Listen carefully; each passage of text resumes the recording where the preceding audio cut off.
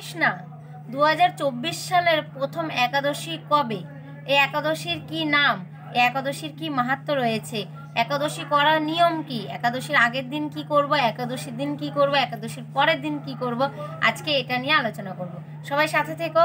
Hare Krishna Krishna Krishna Hare Hare, Hare Ram Ram Ram Hare Hare. Hare Krishna friends, Radhe Radhe. Welcome to our channel ISKCON Mayapur devotees.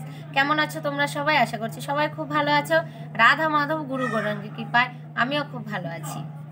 তো 2024 সালের মানে বছরের প্রথম একাদশীর নাম হচ্ছে সফলা একাদশী। কোন দিন পালিত হবে? পালিত হবে 7ই জানুয়ারি রবিবার। গোটা বিশ্বে, সারা বিশ্বে একই দিনে ব্রত 7ই জানুয়ারি রবিবার। শুধুমাত্র নিউজিল্যান্ড আর অস্ট্রেলিয়াতে 8ই জানুয়ারি সোমবার পালিত হবে। বাদ বাকি সারা বিশ্বে সফলা একাদশী পালিত হবে 7ই জানুয়ারি রবিবার। ঠিক আছে, তো আমরা জেনে গেলাম কোন দিন একাদশী? রবিবারে 7ই জানুয়ারি। তো একাদশীর কি মাহাত্ম্য সেটা একটু পরে আলোচনা করব। তার আগে আমি সংক্ষেপে মানে একাদশী কিভাবে করতে হবে, একাদশী করার কি নিয়ম আছে সেটা আমি সংক্ষেপে আলোচনা করছি। আর ডিটেলসে যদি জানতে চাও সেটা আমি আলাদা ভিডিও আমি বানিয়ে রেখেছি, ছেড়েছি, সেখানে গিয়ে তোমরা দেখে নিতে পারো। তো সংক্ষেপে বলছি, প্রথমত হলো একাদশীর দিন, একাদশীর আগের দিন, একাদশীর পরের দিন, এই 3 দিন অবশ্যই আমিষ আহার বর্জন করবে। যারা আমিষ আহার গ্রহণ করবো তাদের ক্ষেত্রে বলছে এই 3 দিন অবশ্যই আমিষ আহার বর্জন করবে। তারপরে তাস খেলা, জুয়া খেলা, যেগুলো দ্রুত ক্রিয়া, ওইগুলো বর্জন করবে। নেশা জাতীয় চা, বিড়ি, পান, কফি, সিগারেট মানে মদ্য, যেগুলো মানে নেশা জাতীয় জিনিস সেইগুলো বর্জন করবে। অবৈধ সঙ্গ বর্জন করবে। ঠিক আছে, সমস্ত পাপ কার্য থেকে চেষ্টা করবে দূরে থাকার। অন্যদিনও দূরে থাকা উচিত, স্পেশালি এই 3 দিন কিন্তু খুবই সতর্কভাবে থাকতে হবে। আর একাদশীর আগের দিন ভগবানের চরণে তুলসী ফুল দিয়ে, চরণে কিন্তু ভগবান শুধু কৃষ্ণের চরণে বা কৃষ্ণ তত্ত্ব, যারা বিষ্ণু তত্ত্ব রয়েছেন তাদের চরণে তুলসী পাতা দিয়ে, অন্য সবার চরণে ফুল দিয়ে সংকল্প করবে যে আগামী দিন একাদশী, আমি একাদশী পালন করতে চাই। ভগবান তুমি আমাকে আশীর্বাদ করো যাতে আমি ভালোভাবে ভক্তিময়ভাবে একাদশীটা করতে পারি। ঠিক আছে, তো একাদশীর আগের দিন আরেকটা কাজ হচ্ছে রাতের খাওয়ার পর, মানে রাতে কৃষ্ণ প্রসাদ গ্রহণ করবে ভগবানকে ভোগ লাগিয়ে। সেটা প্রসাদ পাওয়ার পর ভালো করে দাঁত মেজে নেবে। ঠিক আছে, ব্রাশ করে ভালো করে দাঁতের কণা, যাতে কোথাও কণা, অন্যের কণা যেন না থেকে যায় দাঁতের মধ্যে, দাঁত ভালো করে পরিষ্কার করবে, তারপরে শয়ন করবে। ঠিক আছে, তারপরের দিন মানে একাদশীর দিন অবশ্যই ভোরবেলা ঘুম থেকে উঠবে। ঠিক আছে, ব্রহ্ম মুহূর্তে শয্যা ত্যাগ করবে। উঠে সুন্দর করে স্নান করে ভগবানের মঙ্গল আরতি করবে, তিলক ধারণ করে মঙ্গল আরতি করে তারপরে ভগবানকে ভোগ লাগাবে। আর কি বর্জন করবে এই দিন? অবশ্যই পঞ্চশস্য বর্জন করবে একাদশী দিন। পঞ্চশস্য কি কি? পঞ্চশস্য হচ্ছে ধান, যব, ভুট্টা, গম, শস্য জাতীয় এই জিনিসগুলো, ডাল জাতীয়, ঠিক আছে, সর্ষের তেল, এগুলো বর্জন করবে। এগুলো কোনো মতেই গ্রহণ করা যাবে না। কিন্তু অনেকে বলতে পারে যে আমাদের বাড়িতে বিগ্রহ রয়েছে, গোপাল রয়েছে, তো গোপালকে কি ভোগ লাগাবো? গোপালকে তোমরা অন্ন দিতে পারো। ভগবানের রাধা মাধবের যদি বিগ্রহ থাকে, গৌরনিতাইয়ের বিগ্রহ থাকে, তোমরা অবশ্যই ডাল, রাইস, তরকারি সব কিছু রান্না করে ভগবানকে ভোগ দিতে পারো। কিন্তু সেটা প্রসাদ হলেও সেটা কিন্তু আমরা গ্রহণ করতে পারবো না। ঠিক আছে, পঞ্চশস্য জাতীয়, পঞ্চশস্য বাদে যেগুলো খাওয়া যাবে সেটা আমি বলছি একটু পরে, তো ওইগুলো আমরা খেতে পারবো। কিন্তু এই ভোগ লাগানো যেহেতু প্রসাদ হলেও আমরা একাদশীর দিন পঞ্চশস্য গ্রহণ করতে পারবো না। ওটা আমরা রেখে দেবো, পরের দিন ওটা গ্রহণ করব। কেমন? তো কি কি গ্রহণ করা যাবে? যেমন তার আগে বলি, একাদশী কিন্তু 3 ভাবে করা যায়। নাম্বার 1 হচ্ছে সর্ব উত্তম, সেটা হচ্ছে নির্জলা। তো নির্জলা তো সবার পক্ষে সম্ভব না, যেমন আমি পারি না, কাকে কি বলছি। তো যদি তোমরা পারো অবশ্যই সর্ব উত্তম। দেখো, যেমন চিনি দেবে তেমন মিষ্টি হবে, তাই তো? তো যত ভালোভাবে তোমরা ব্রত করতে পারবো বা আমরা করতে পারবো তত ভালো ফল পাবো আমরা। তো তবুও এখন সবার পক্ষে তো সব কিছু সম্ভব না। তো যদি তোমরা নির্জলা পারো তাহলে অবশ্যই নির্জলা ব্রত করবে। নির্জলা মানে হচ্ছে জল পর্যন্ত স্পর্শ করবে না, একদম সেই একাদশীর আগের দিন খেয়ে ঘুমাবে, একাদশীর দিন থেকে পরের দিন পারণের সময়ের আগ পর্যন্ত জল গ্রহণ করবে না। এটা হচ্ছে নির্জলা, সর্ব উত্তম। আর দ্বিতীয় স্তরে রয়েছে সজলা সফলা, মানে জল আর ফল গ্রহণ করবে। ফল, যত রকমের ফল আছে আর জলটা গ্রহণ করতে পারবে। আর দ্বিতীয় স্তরেও না পারলে তৃতীয় স্তরে করতে পারো, যেটা আমি করি। তৃতীয় স্তর কি কি? তৃতীয় স্তরে গ্রহণ করা যাবে বাদাম সিদ্ধ, বাদাম ভাজা, আলু সিদ্ধ, আলু ভাজা, সাবুর পোলাও, বা সাবু ভাজা, সাবুর পকোড়া করে যে, তারপরে সবজি কাঁচকলা, পেঁপে দিয়ে, কুমড়ো দিয়ে, আলু দিয়ে সুন্দর করে একটা সবজি। কিন্তু হ্যাঁ, তারপরে আবার আলুর পায়েস, সাবুর পায়েস। কিন্তু আমাদের লক্ষ্য রাখতে হবে যখন আমরা এই পায়েস বা সবজি বা ভাজাগুলো করব, সেগুলোর ক্ষেত্রে অবশ্যই সতর্ক থাকতে হবে যে আমাদের বিশুদ্ধ ঘি ব্যবহার করতে হবে, আর না হলে সানফ্লাওয়ার অয়েল, যেটা সূর্যমুখী তেল পাওয়া যায় ওটা, ঠিক আছে। তো অনেকে প্রশ্ন করে যে মিষ্টি কি খাওয়া যাবে? মিষ্টি তো দুধের মিষ্টি, দুধের মিষ্টি, তারপরে দই কি খাওয়া যাবে? যদি দেখো, বাজারের কিন্তু খাওয়া যাবে না, কারণ বাজারের মিষ্টিতে কিছু না কিছু পরিমাণে ময়দা আবার রিস্ক থেকেই যায়, তাই না? পুরোপুরি যে ছানা দিয়ে ছানা দিয়ে মিষ্টি করে তা কিন্তু না। হ্যাঁ, তোমরা যদি মিষ্টি খেতে ইচ্ছা করে বাড়িতে একদম বিশুদ্ধ শুধু ছানা, 100% শুধু ছানা দিয়ে যদি মিষ্টি করে খেতে পারো তাহলে খাওয়া যাবে। আর দুধ, লেবু দিয়ে নিজে যদি দুধ ফাটিয়ে দই তৈরি করো তাহলে সেটা গ্রহণ করা যাবে, কিন্তু বাজারের কিন্তু দুধ, দই, মিষ্টি কিছুই গ্রহণ করা যাবে না, ঠিক আছে। তো এটা খুব সতর্ক থাকতে হবে যে কোনোভাবেই যেন আমাদের মুখে পঞ্চশস্য না লেগে যায়, কারণ একাদশীর দিন পঞ্চশস্যর মধ্যে সমস্ত পাপগুলো থাকে, অবস্থান করে। আমি আগেও কাহিনীটা শুনিয়েছিলাম। তো তার জন্য খুব সতর্ক থাকতে হবে, কোনো ভুলেও যেন আমরা পঞ্চশস্য গ্রহণ না করি। প্রতি গ্রাসে, মানে শাস্ত্রে লেখা আছে যে একাদশীর দিন যদি আমরা 1 গ্রাস, মানে একটা অন্ন দানাও যদি গ্রহণ করি, প্রতি অন্নে, প্রতি গ্রাসে আমরা পাপ ভক্ষণ করি। ওতে লাভ আমাদের তো কিছু হবেই না, হয়তো পেট ভরা থাকছে, আমরা ভাবছি বিশাল ব্যাপার, কিন্তু না, আমরা যে পাপগুলো করছি না, যেমন গুরু হত্যা, মা হত্যা, বোন হত্যা, ভাই হত্যা, এইগুলো, গো হত্যা, ব্রাহ্মণ হত্যা, এই পাপগুলো আমরা করছি না, কিন্তু এই পাপগুলোর ফল আমাদের ভোগ করতে হচ্ছে। কেন? একমাত্র একাদশীর দিন অন্ন গ্রহণ করার জন্য। তাহলে আমরা কেন জেনে শুনে পাপ নেই? এমনিতেই আমরা কলিযুগের বদ্ধ জীব, আমরা তো পদে পদে পদে পদে পাপ করছি, ওইগুলোর তো শাস্তি পাবোই, তার সঙ্গে যেগুলো করছি না সেগুলোর কেন শাস্তি পাবো? তো আমাদের সাবধানে থাকতে হবে। আর একাদশীটা অবশ্যই করা উচিত আমাদের। এটা হচ্ছে মাধব তিথি, ভগবানের সব থেকে প্রিয় তিথি। এটা গোল্ডেন অপরচুনিটি বলতে পারো আমাদের জন্য, এই কলিযুগের বদ্ধ জীবদের জন্য। খুবই সহজ একটা ব্রত, সর্বব্রত শ্রেষ্ঠ এই একাদশী ব্রত।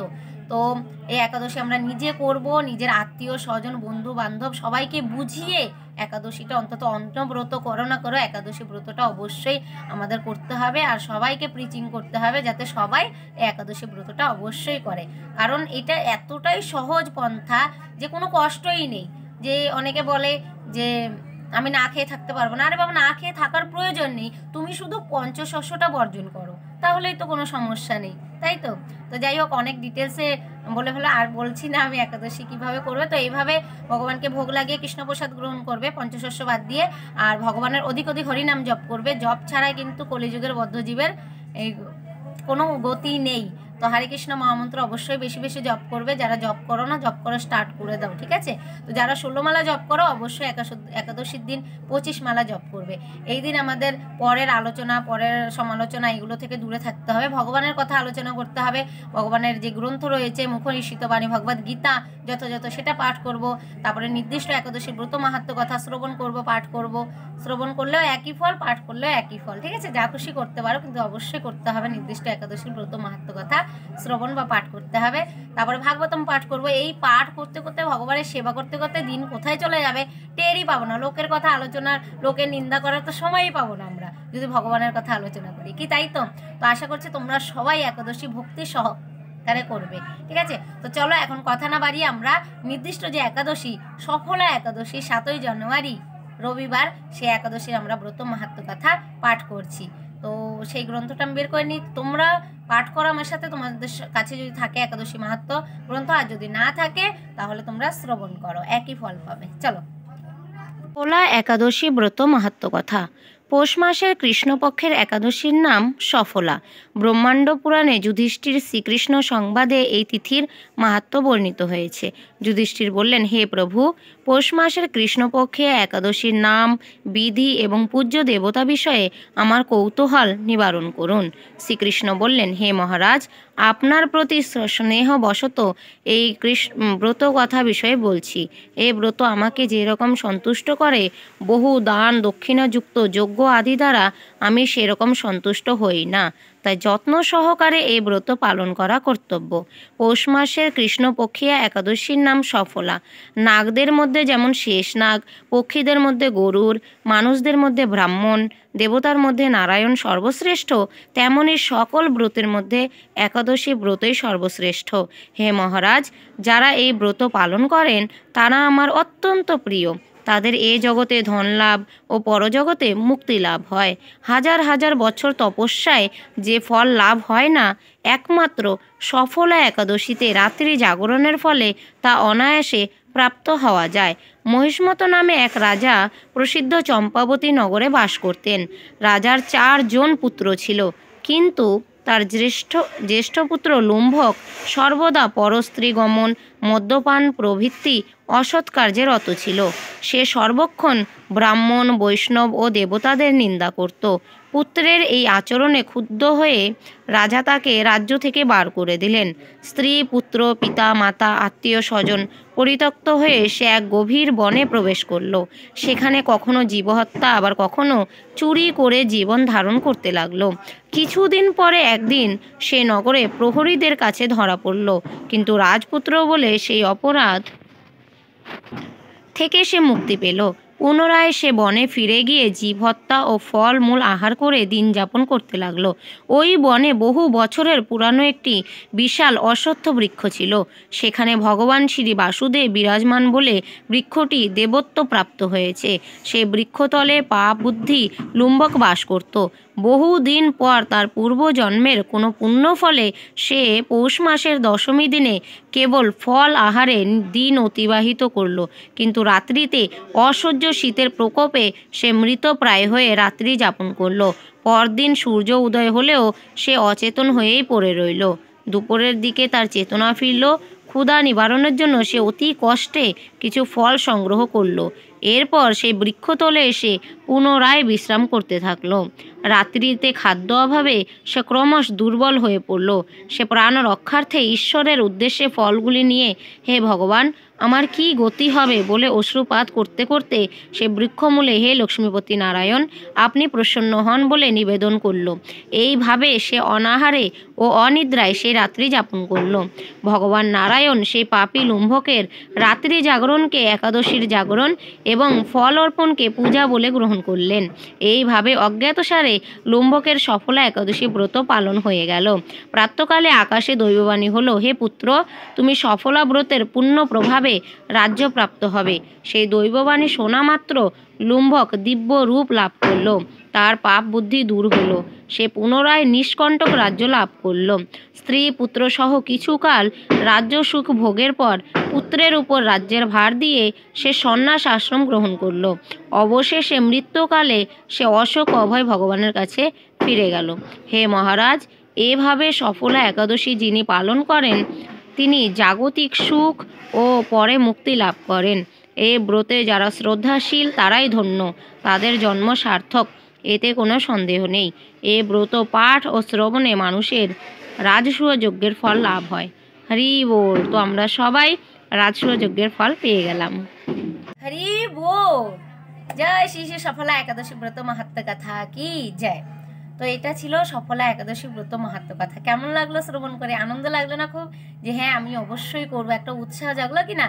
তো নিজেরাও একাদশী করো, আর যত ফ্রেন্ড সার্কেলে যারা আছে যারা একাদশী করে না তাদেরকে প্লিজ বোঝাও, একটু প্রিচিং করো। কারণ দেখো, আমরা সবাই এখানে এসছি নিজের কর্মফল ভোগ করতে, তাই তো? সবাই আমরা খারাপ কর্ম করেছি বলে এইখানে জড়জগতে দুঃখালয় কিন্তু সবাই আসে না, তাই তো?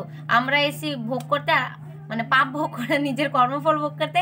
আর আমাদেরকে উদ্ধার করার জন্য সাধু গুরু বৈষ্ণবরা এসেছেন আমাদেরকে পরিত্রাণ করার জন্য। ভগবানের যারা ভক্ত, পরম ভক্ত, শুদ্ধ বৈষ্ণব, তারা এসেছেন আমাদেরকে উদ্ধার করার জন্য।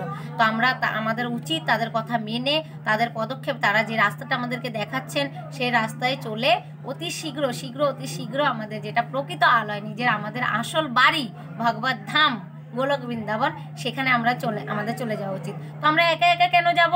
সবাইকে নিয়ে যাব, তাই তো? কারণ আমরা সবাই একে অপরের সঙ্গে সম্পর্কিত, ভগবানের সবাই সন্তান। তো আমরা ভুল যেহেতু করে ফেলেছি, তো সবাই তার জন্য এখানে চলে এসেছি। তো আমাদের কর্তব্য নিজেও বোঝা উচিত, যারা বুঝেছো তাদের কর্তব্য অপরকেও বোঝানো উচিত। তো তোমরা সবাই কিন্তু নিজের বন্ধু বান্ধবদের অবশ্যই প্রিচিং করবে, যাও সেই একাদশী ব্রত করো। একাদশী ব্রত না করলে আমাদের আর রেহাই নেই, আমরা আর বেরোতে পারবো না। এটা হচ্ছে মাধব তিথি, ভগবান আমাদেরকে একটা সুযোগ দিয়েছে, সেই সুযোগটা আমরা যদি হাতছাড়া করে ফেলি তাহলে কিন্তু আমাদের আর নিস্তার নেই। 8 বছর থেকে 80 বছর বয়স পর্যন্ত সবার অবশ্যই একাদশী ব্রত পালন করা কর্তব্য, কোনো অজুহাত চলবে না। স্ত্রী পুরুষ, সূচি অসুচি, আমাদের অসুখ চলছে, এই চলছে সেই চলছে, কোনো বাহানা চলবে না। একাদশী সবার অবশ্যই করা কর্তব্য। তো আশা করছি তোমরা সবাই সফল একাদশী ভক্তি সহকারে, নিষ্ঠা সহকারে ভগবানের চরণ আশ্রিত হয়ে অবশ্যই পালন করবে। তো আজকের ভিডিও এখানেই শেষ করছি। যদি ভালো লাগে অবশ্যই লাইক শেয়ার কমেন্ট করে দিও। সবাই একবার হরে কৃষ্ণ মহামন্ত্র চ্যান্ট করে নি, হরে কৃষ্ণ কৃষ্ণ কৃষ্ণ হরে হরে, হরে রাম রাম রাম হরে হরে। চ্যান্ট হরে কৃষ্ণ মহামন্ত্র অ্যান্ড বি হ্যাপি। হরি বল। দেখা হচ্ছে পরে নেক্সট ভিডিওতে। হরে কৃষ্ণ।